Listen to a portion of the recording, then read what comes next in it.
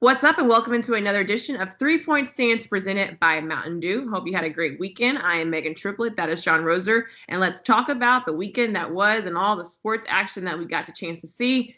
Roser, last night it went toe-to-toe between the Chiefs and the Raiders. And for a second there, you thought maybe, just maybe, the Raiders might take it away with this one. But the Chiefs had a minute and 43 seconds left, and they were able to move the ball 75 yards, and the Chiefs get the big victory. But in this matchup, Roser, would you say the Chiefs are single-handedly the front runner? They're going to do it back-to-back. They're who you should.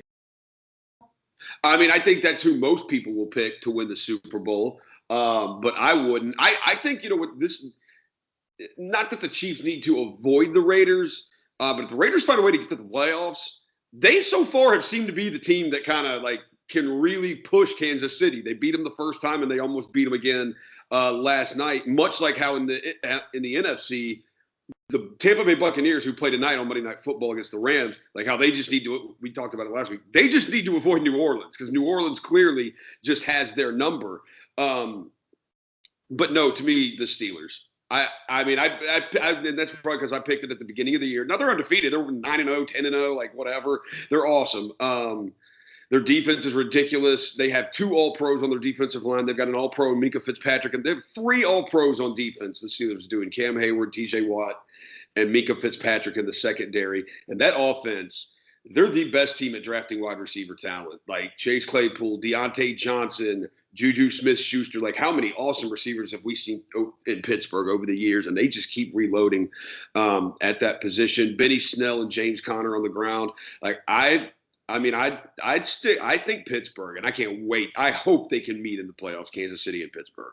And you have to give it up to Ben Roethlisberger. The fact that he still has it. I think a lot of people question, how much longer his career will take him, but he's still got it. And this has been a surprising year, I think, for a lot of people. Darn, this guy is still really, really good. He's still got a great, great arm. Even when we think he's injured, when he had that knee injury in the Dallas game, you're thinking okay, or the COVID list. He's on the COVID reserve list and missed practice for 5 days. Still comes out looking great. I will say, though, for Kansas City, especially last night game, I will give it to the Raiders. The fact that they were able to kind of keep it close. They beat them earlier this season.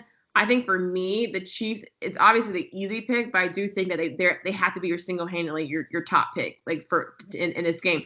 I think we'll see a lot more from the Chiefs when they take on the Bucs, if Tampa is even going to be a close game, a close matchup for them.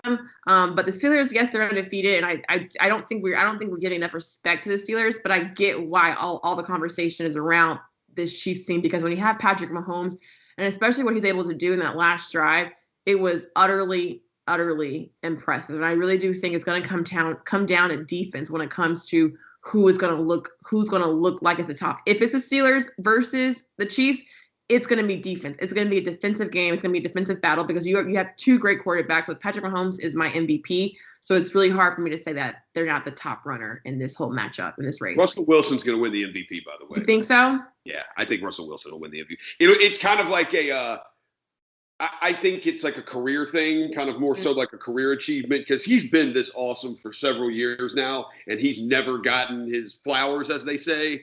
I think Wilson will get it this year. I think it'd be kind of like one of those career things. So it's not about the season. I think the season itself, Patrick Mahomes is that. But I will say Russell Wilson, he deserved it a few more times. And so it might be a makeup MVP award. All right. Well, you gave me 2 stances in a package of 1. Let's move to some college basketball. I cannot believe we're saying this, but college basketball is coming back this week. We have come a mighty, mighty long way, and we got to give it up to the Memphis Tigers.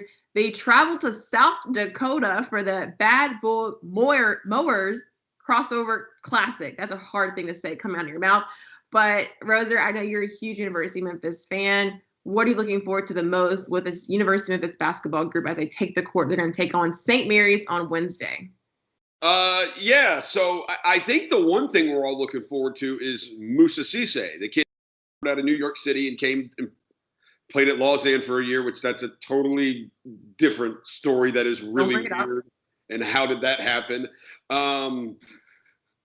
So I mean, he's the one you want to see. Now he reclassified, and so he could go to college this year and finish all his classwork up. So I do wonder how physically mature he's going to look, because he's going to be playing against sophomores, juniors, seniors. And he's a freshman, but he really technically shouldn't be a freshman until next year. But I mean, to say the kid is a defensive nightmare to deal with. He can block everything. So no, I'm excited to see him. The other thing too is like I hope their offense is better than it was last year because they could not score at all without Precious Achiuwa last year, and he ain't on the floor this season. So I want to see some of these guys like Boogie Ellis, Lester Quinones. I want to see them take another step, and I want to see if Alex Lomax has taken another step too this season for Penny Hardaway. Yeah, I watched the whole Midnight Madness, the virtual one that they had online on the YouTube, and I know a lot of it's a skills contest, a shooting contest, but it was intriguing to see that from the looks of it that some of these guys have improved, their shooting from the three-point shooting. Lester was like lights out in that three-point contest. I know it's just a virtual thing. There's no one out there playing a game, but it made you excited. I'm just looking forward to the most is just like them getting out there. I think the fact that we've gone this far in a 2020 pandemic, and I know there's still a lot of questions to be asked and answered when it comes to the rest of the season and to conference play. But for right now, I think you take every single game as if it might be your last, and taking it as words like you literally have to come out there and play like lights out, play your best, because we're living in unprecedented times for what we see in college football, games being canceled, postponed. You have to kind of expect that and plan for that. So as we move forward, I'm just happy to see them out there on the court. And then for Memphis, is kind of forgetting the past, forgetting last year, not bringing it up, not talking about what happened last year, and kind of just like starting fresh and anew in this weird 2020 year. I hope that they're able to move forward and kind of forget what happened last year with, all the drama and others, other storylines that, were a big factor in last season, and just kind of looking ahead to like make potentially a good season because you have the talent still there. You've signed some great guys. You've done a great job recruiting wise. And so what that looks like for University of Memphis, I can't wait to see. And hopefully, we take this tournament in South Dakota, take it as something great, and then we move forward to potentially playing here in Memphis. Yeah, I mean, he's got a tough one on his hands on the first. I mean, your first game, not having an exhibition or a tune-up, and your first game is St. Mary's. That ain't easy. Randy Bennett's a heck of a coach there. St. Mary's always has good teams.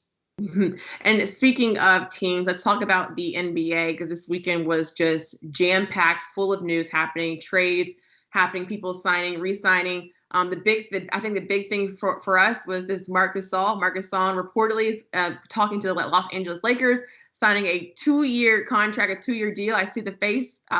What's your take on seeing Marc? I hate it. I hate it. I get it. I understand it. Yes, blah, blah, blah.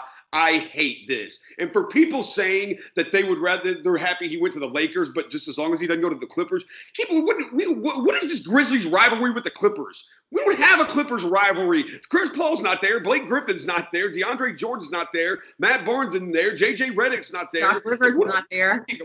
We don't have a rivalry with the Clippers anymore. It's not the same teams. I don't get why some Grizzlies fans like just as long as he doesn't go to the Clippers.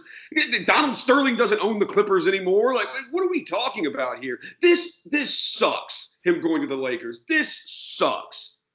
I get it. I understand it, but it sucks. It's a very full circle moment, obviously, for Marc. He definitely technically got drafted by the Lakers. He got traded to us. Powell played with the Lakers. It's a very full circle family thing. I think for Marc, I'm happy for him because the Lakers on paper look just as, if not more impressive than they did going into last season. I know they're favorites, yada, yada, yada. I know they're awesome. I hate it. And when you add Marc to the mix of it, it's kind of like for Marc, it was just a couple of months ago, we were thinking that he was retiring from the NBA and gonna go play in Spain. So the fact that this could potentially continue his career and most likely get a championship or two out of it, I'm happy for Marc, but it's gonna be weird. It's gonna be very, very weird. It was already weird seeing Marc in a Raptors jersey. So now you're asking me to see him in a Los Angeles Lakers jersey. It's weird. And it breaks my heart a little bit, but I'm happy for him. Yeah. Whatever. I'm in a bad mood now. All right. That's all the time we have for 3 Point Stands presented by Mountain Dew. I'm sorry that we're ending it on a sad note, but thanks for watching. We'll be back next week.